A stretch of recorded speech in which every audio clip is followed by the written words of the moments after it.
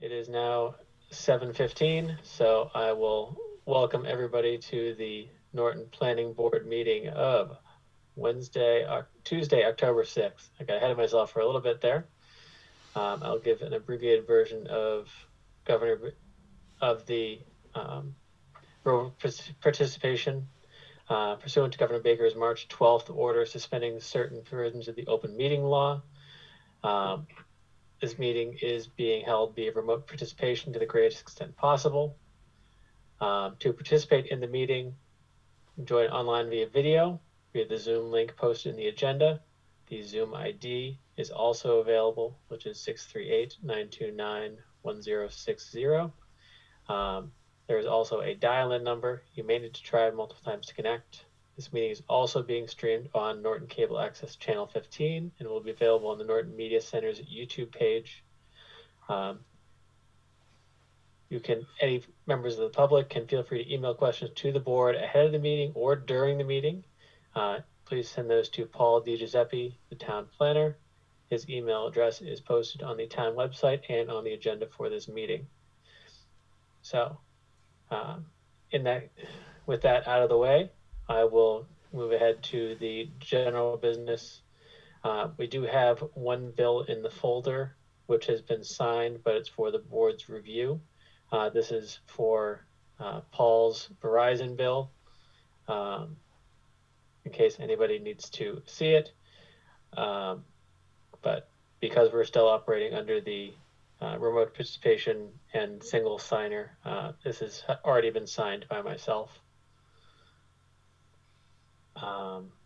So assume there's no other comments on that, since obviously cell phone is important given today's environment. But the next item on the agenda would be the approval of minutes from our last meeting. Does anybody had any comments to make on the minutes from our September 29th meeting that were in the folder? Just one typo in the last line. First page, town council. Swapping the E and the L? Yeah. Under upcoming town meeting warrant? Yeah. Okay. Is there anyone else with any comments on the minutes from the last session?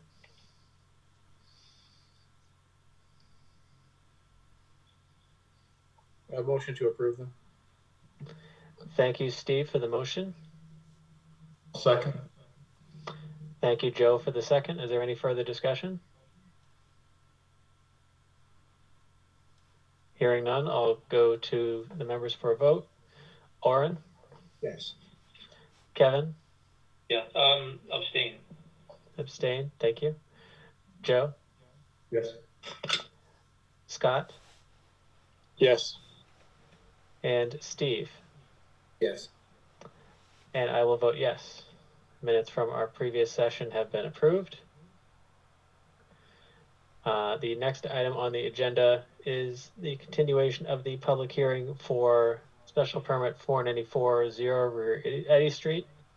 The applicant is seeking a continuance to our next meeting, since they have still not had been able to complete the engineering work they've been working on. Before we move to continue this, Paul, I know Oren had sent one note about the town bylaws to you that you had been sharing with Amy. So I just wanted to give you the opportunity to, even though it's still kind of in discussion and a little bit nebulous right now, just to summarize that a little bit so that the other members can have an idea.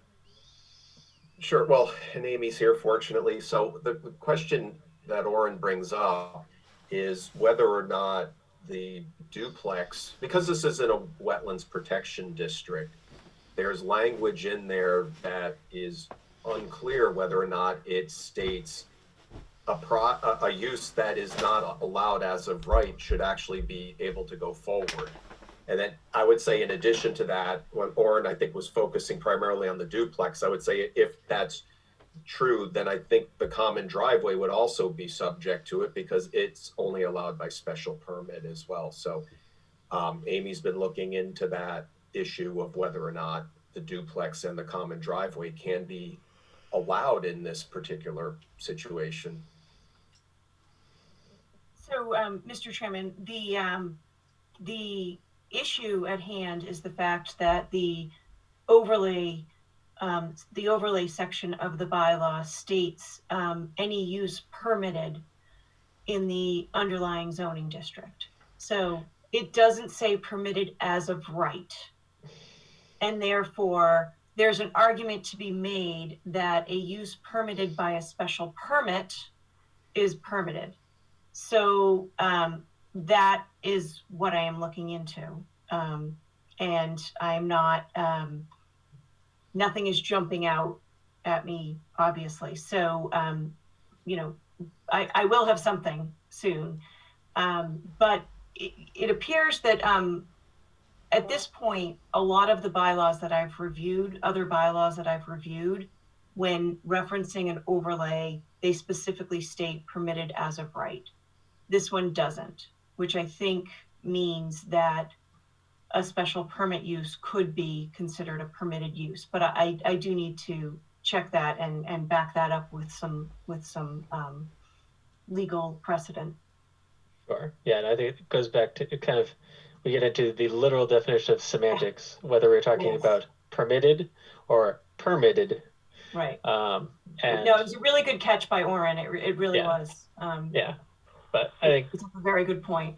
I think my preference, just speaking personally, would be that we try to have some kind of resolution on this for the applicant as soon as possible. Yes. Because I will. specifically with this, they came to us a couple of months ago asking us for go forward on duplexes or not, and we told them to go ahead. Common driveway notwithstanding, which wouldn't have worked anyway. I want to make sure that they don't feel like we sent them down one road and then threw up a detour sign at the end of it right when they got there. Mhm. Speaking Yeah, metaphorically. understood. Yeah. So, Understood. Yeah.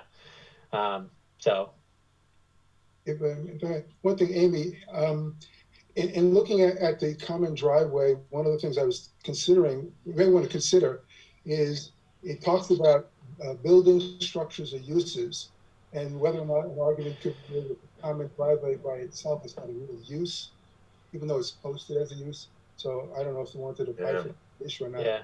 That's Yeah. a great question, Oren, and it's interesting to me that a common driveway is considered a use and it's identified as a use in the use table. Yeah.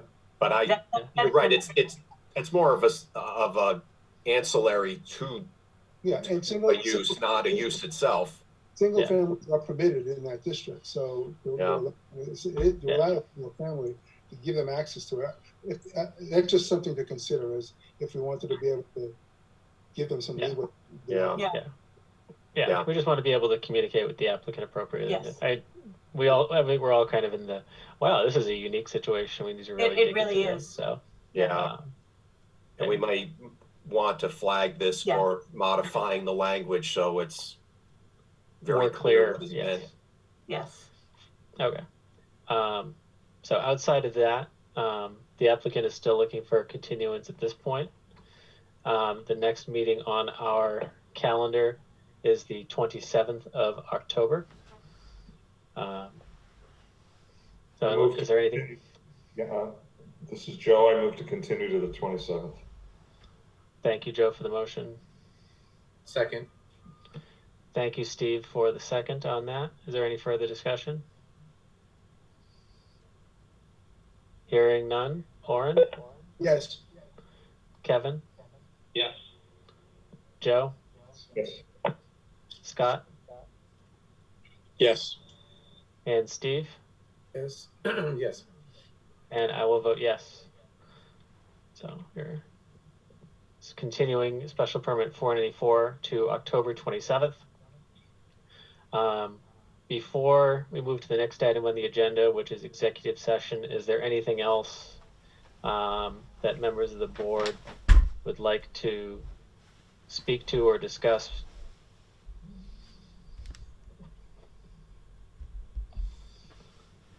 Paul, did you want to summarize any of the master plan session? Sure. We had a meeting last week, and my apologies, my dog has come up here and you might hear her grunting in the back. But we had about 15 to 20 people from the public participate. In fact, I saw Oren was on the call, Kevin, and I don't recall if I saw Scott, but it was on Parks and Recreation and Historical Resources.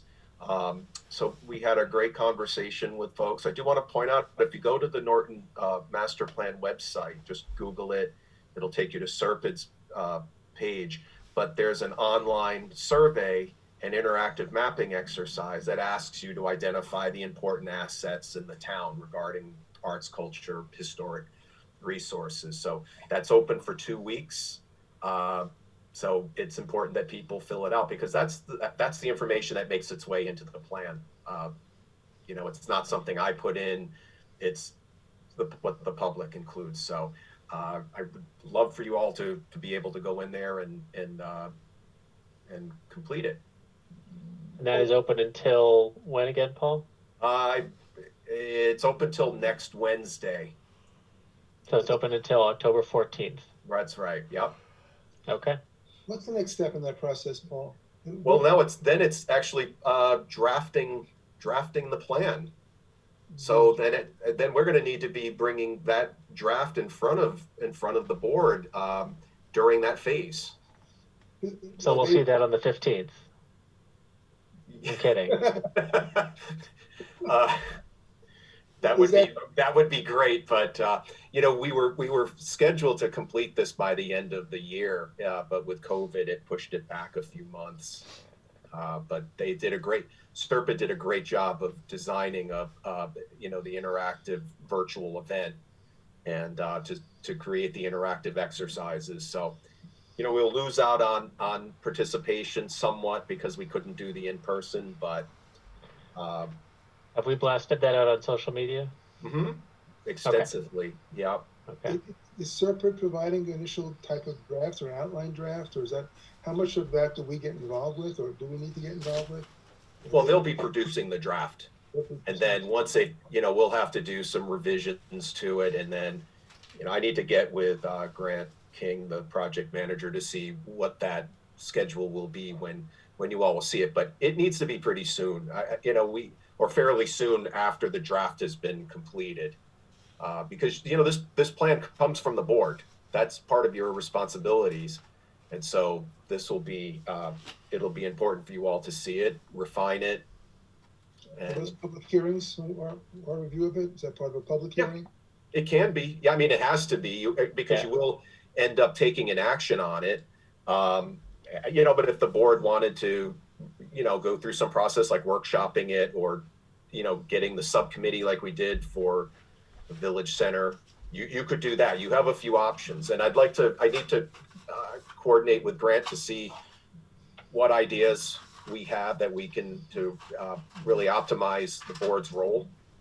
Because again, you're a critical piece of this. So, Paul, why don't we pencil in something on the agenda for the 27th just to run through those? Since I know you mentioned it looked like a fairly light agenda, so I'm not going to worry about putting something on there. Doesn't need to be anything formal, but just to give us an opportunity to discuss those. Okay. Is there anything else that anyone else on the board would like to discuss before we move on to our executive session? Okay. Hearing none. Next, the final item on the agenda is our executive session to discuss strategy with respect to ongoing litigation regarding GAC Development LLC versus the Town of Norton Planning Board, which is commonly known as the Cumberland Farms Project. At this time, any members of the public who are on the remote participation call are asked to leave. The board will be continuing Notes on this session will be available at the conclusion of the matter itself. And the board will not be returning to open session after the conclusion of executive session. So we will also be signing off from our live broadcast on Channel 15. So, thank you. Not to return to open session. Thank you, Joe, for the motion. Second.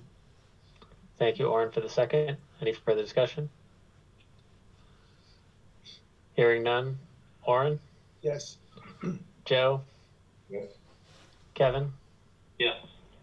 Scott, Yes. Steve, Yes. and I will vote yes. Thank you very much, everybody. Either Wigan, 9 and off.